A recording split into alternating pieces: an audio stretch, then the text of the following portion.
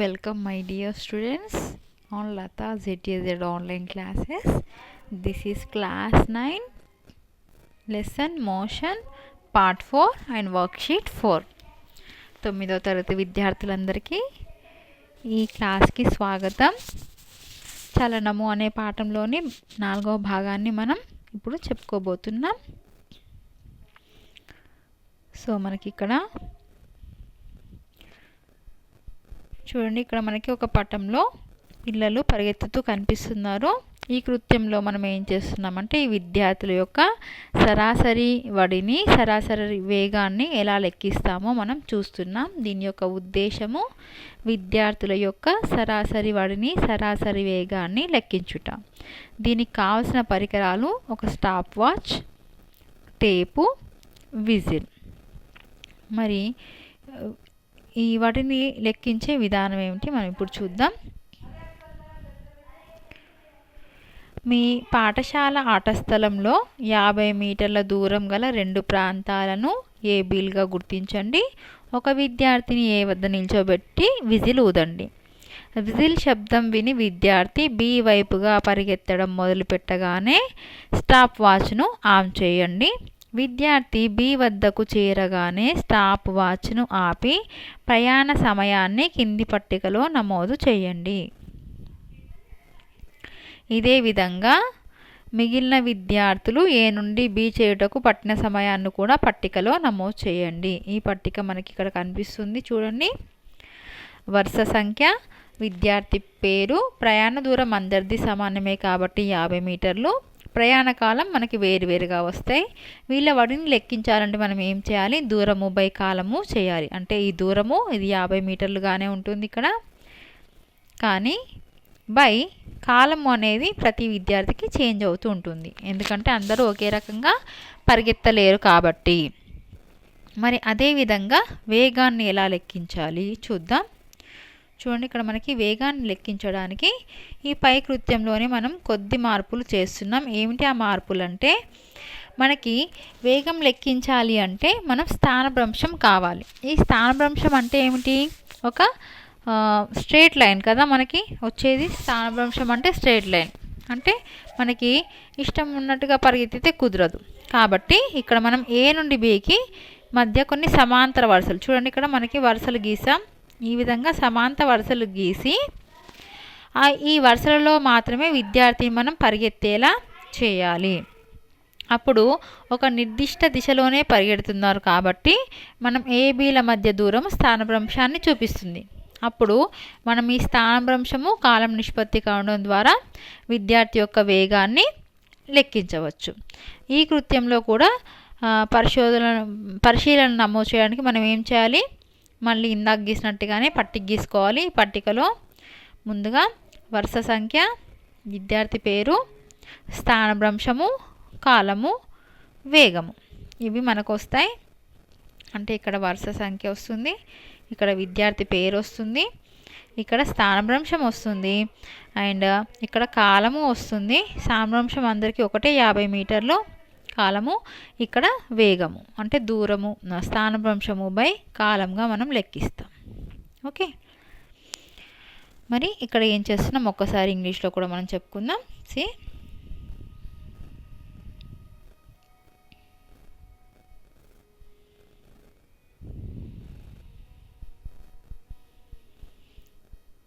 So the activity The aim of this activity is to measure average speed and average velocity.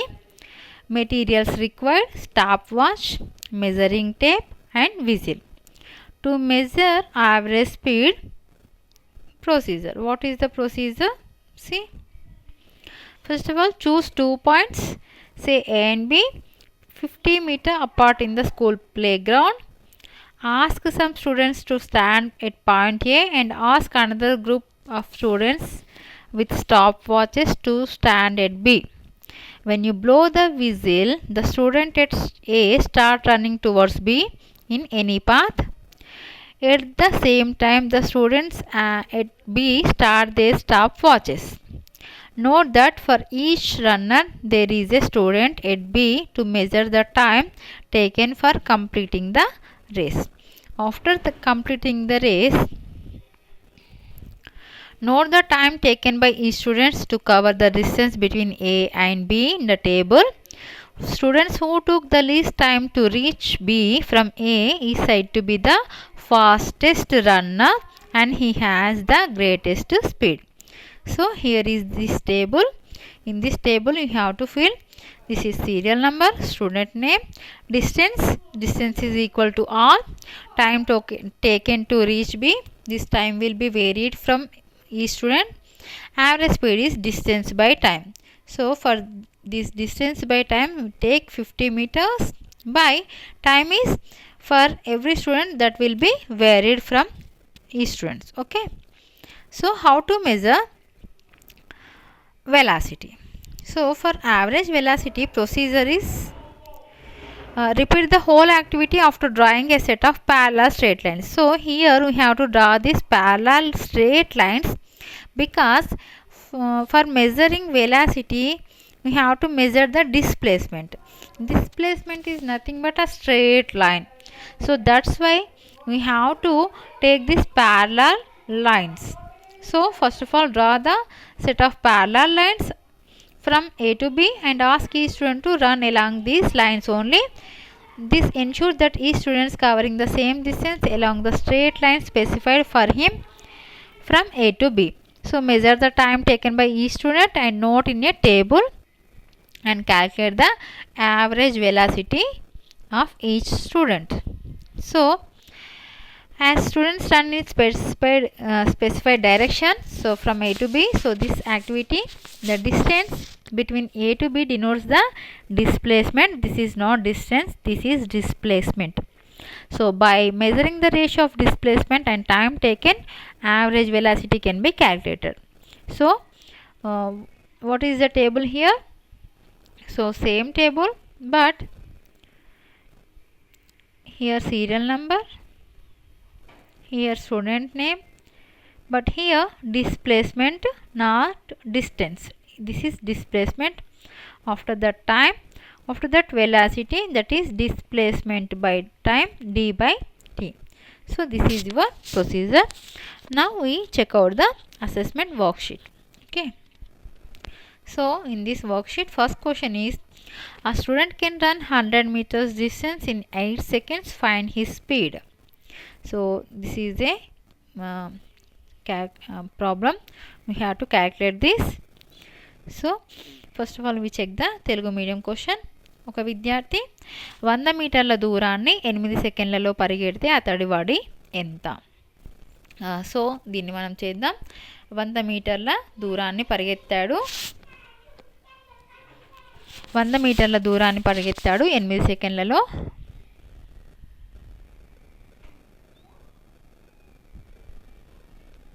So దూరము d, 100 మీటర్లు, time 8 సెకండ్లు. So మనకి అతని వడి కావాలి. సో వడి ఈజ్ ఈక్వల్ టు ఏమిటి మనకి, d బై t అంటే దూరము బై కాలము, distance by time. So 100 meters by 8 seconds. So 8 ones are 8, 2 is there, 20, 8 twos are 16, 4 is there, 0.40, 8 5 is 40. So 12.5 meter per second. This is your first one. Telugu medium English medium పిల్లలు మీ ఇది problem కాబట్టి ఇద్దరికి same ఉంటుంది, answer same. So ఇదే మీరు చేయాలి. ఇది 12.5 metre per second. ఇది మీ ఒకటవ ప్రాబ్లం. ఇక రెండవది,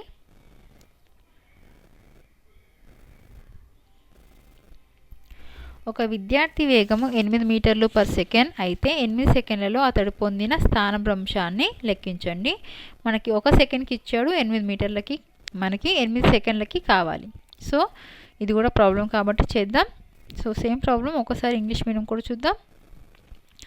If the velocity of a student is 8 meter per second, then find displacement covered by him in 8 seconds. So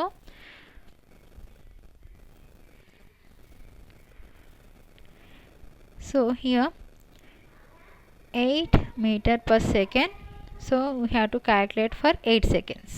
Okay, so first of all his velocity v is equal to d by t, that is 8 meter per second. So per 1 second he traveling 8 meters. So per 8 seconds how much? So that is 8 into 8, that is 64 meters. Okay, so his displacement is 64 meters. This is your second problem. Telugu medium పిల్లలు మీకు కూడా ఇంతే. 8 మీటర్లు ఒక సెకండ్కి పరిగెత్తుతున్నాడు. So 8 సెకండ్లకి ఎంత మనం లెక్క చేయాలి. సో 8 ఇంటూ 8 64 మీటర్లు అతను పరిగెత్తుతున్నాడు. Next problem. ఏ అనే విద్యార్థి 75 మీటర్ల దూరాన్ని 15 సెకండ్లో ప్రయాణించాడు. బి అనే విద్యార్థి 80 మీటర్ల దూరాన్ని 20 సెకండ్లో ప్రయాణించాడు. వీరిలో ఎవరి వడి ఎక్కువ? సో ఇంగ్లీష్ మీడియం కూడా ఒకసారి చూసి మనం ప్రాబ్లం చేద్దాం. స్టూడెంట్ ఏ ట్రావెల్స్ ఆ distance 75 metre in 15 seconds and student B travels a distance of 80 meters in 20 seconds. Whose speed is more?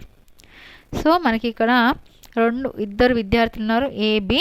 ఏది 75 మీటర్లు 15 సెకండ్లు, బి 80 మీటర్లు 20 సెకండ్లు. సో 75 15 80 20.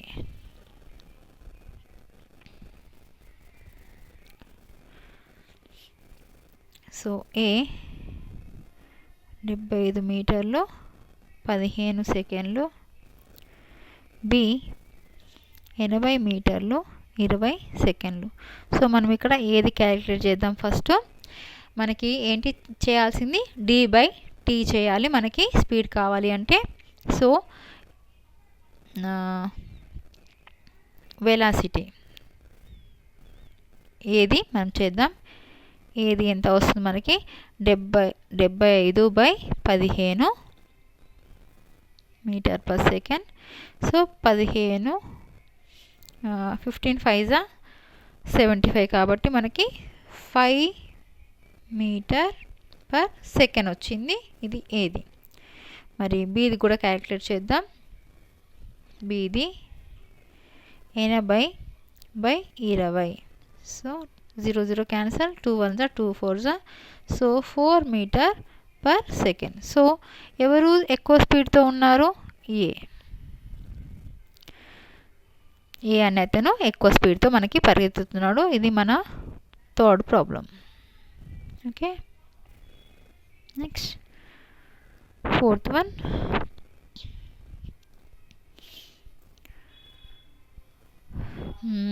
ఒక చిరుత 4 సెకండ్లలో 100 మీటర్ల దూరం పరిగెడితే 10 సెకండ్లలో ఎంత దూరం పరిగెత్తగలదు?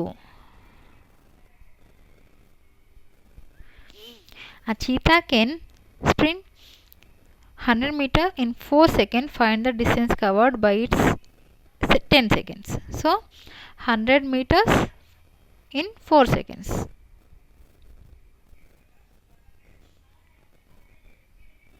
So 100 meters 4 seconds we have to calculate per 10 seconds. So first of all we have to calculate in 1 second. So velocity is 100 by 4 meter per second. So 4 1s are 4 2s are 8, 2 వస్తుంది ఇక్కడ మనకి 20, 4 5s are 20. So 25 metre per second అంటే ఒక సెకండ్కి 25 metres వెళ్తుంది. So 10 సెకండ్స్కి ఎంత మనకి కావాల్సింది? So 25 into 10 that is 250 metres. So 10 సెకండ్స్కి అది ఎంత వెళ్తుంది? 250 మీటర్స్ వెళ్తుంది. ఇది మీ ఫోర్త్ ఆన్సర్.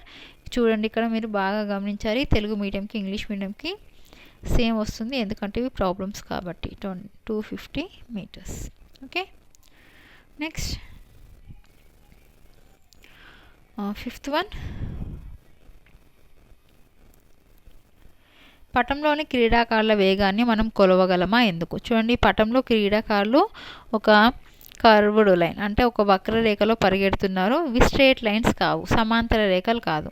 మనం ఇందాకే చూసుకున్నాం వేగం కొలవాలి అంటే ఇవి ఎలా ఉండాలి, సమాంతరంగా. అంటే మనకి స్థానభ్రంశము అనేది ఒక సరళరేఖ మాదిరిగా ఉండాలి. కాబట్టి ఇలా పరిగెడుతున్నప్పుడు వీళ్ళు వేగాన్ని మనం కొలవగలమా?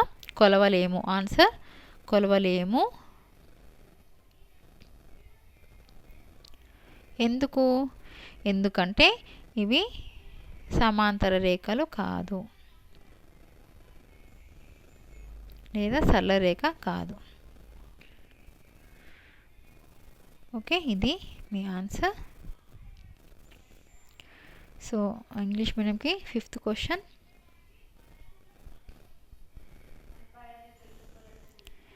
Can we measure the velocity of athletes in given figure? Why? So we can't measure. So you have to write no. No, because those are not straight lines.